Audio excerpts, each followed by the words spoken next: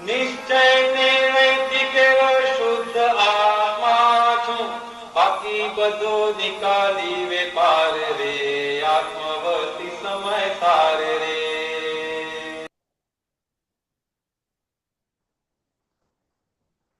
જય સચ્ચિદાનંદ. જય સચ્ચિદાનંદ.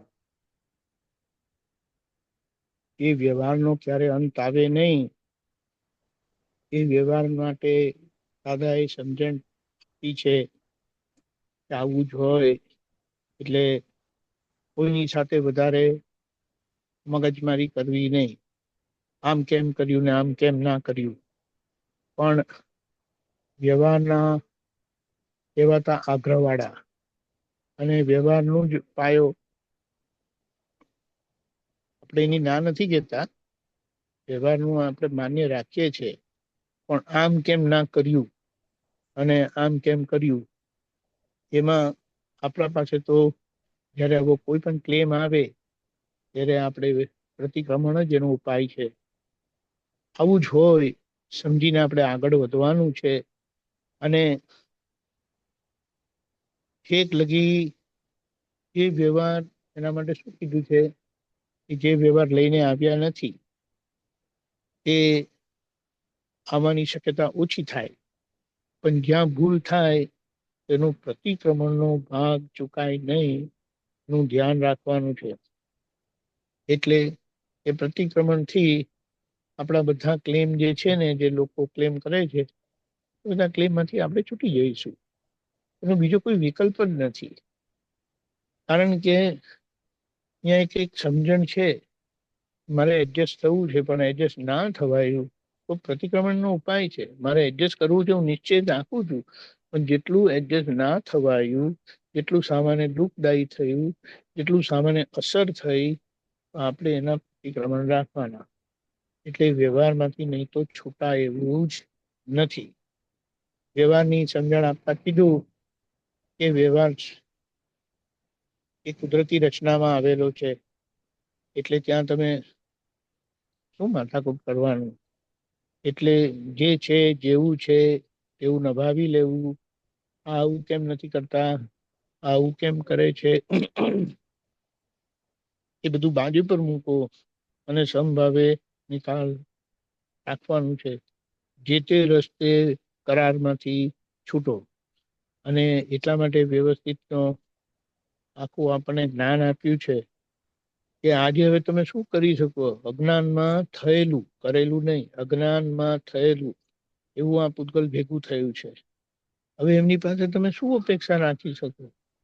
એટલે એક વસ્તુ કેવી છે, ભગવાનનો છેલ્લો ભાવ હતો ને, એટલે એમના તરફથી કોઈ મન વચન કાયા બગડેલા નહોતા. એટલે જયારે આવા પરિણામ આવે, વિપરીત પરિણામ આગળની ભૂલના, ત્યારે ભગવાનના કાનમાં બરુકો થયેલા, એમણે કોઈ રિએક્શન નહોતું આપ્યું. પણ એમને તરત દેખાઈ ગયું કે શું ભૂલ થયેલી, અને એ ભૂલની સામે એ સમજીને, એને શું કહેવાય, સમજીને શાંત રહ્યા. ત્યારે આજે આપણું એવું નથી. એટલે ભગવાનની માટે કુદરતી રચનામાં આવેલા એટલે જોવા જ કરવાનું, એ બરાબર છે. પણ આપણા જોવાના ભાગમાં આપણી ભૂલો પણ આવે છે, અને ખાસ નોંધ લેવાની છે કે વ્યવહારના ભાગમાં જે જોવાનું છે કે બીજાને દુઃખ થાય, બીજાને કંઈ પણ અસર થાય આપણા લીધે, એટલા નામધારીથી, તો એને સુધારવું પડે.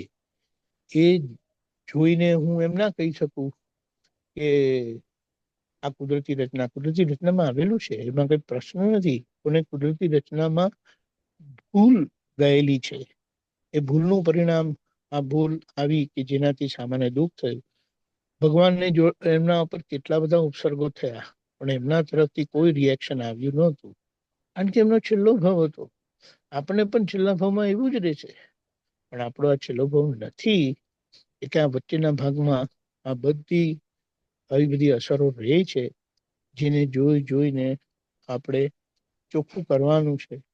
અને એ ચોખ્ખું કરતા કરતા આપણું કમ્પ્લીટ થઈ જશે. કારણ કે આજે આપણા મન, વાણી, કાયા બગડે છે. બગડે છે તો ખબર પડે ને. બગડે એટલે સામાન્ય દુઃખ થાય છે.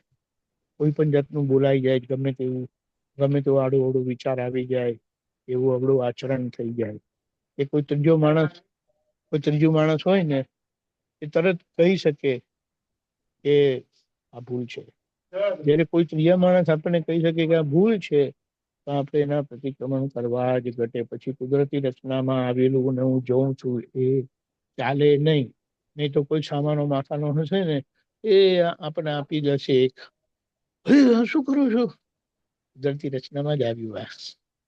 એટલે આપણે શું કહીએ, વ્યવહારને ચોખ્ખો કરવાનો રહ્યો એટલે શું કીધું, નિશ્ચય નિર્ણયથી એ વડ શુદ્ધાત્મા છું, એ પરમાત્મા યોગના ભગવાનના ખોડામાં બેસીને આ વ્યવહારના દેવા ચૂકવી દેવાના છે.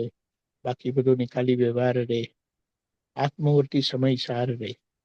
એટલે એ સમય સાર એવો છે કે પૂતગલ સાર જ્યાં આપણો સચવાતો નથી, એ સમય સાર પૂતગલ અસાર, એટલે પૂતગલમાં જે પણ ખરાબી છે તે પ્રકાશિત કરી નાખે છે. અને આપણે એ સમય સારનો લાભ ઉપાડીને એ વ્યવહારને, એ પૂતગલ સાર પાછો મેળવી લેવાનો છે, જીતી લેવાનો છે. દાદા આપણે ખૂબ શક્તિ આપે, સમજણ આપે. આ ચારિત્ર આપણું ખુલ્લું થયું ને, ઓહો, દાદા જ્યાં હશે ને ત્યાંથી 4 હાથ તો એમના ઓલરેડી છે જ આપણા પર, પણ વિશેષ આશીર્વાદ આપણા પર રહે છે એ મારા પછી સરસ કામ થયું એમ કરીને. જય સચ્ચિદાનંદ.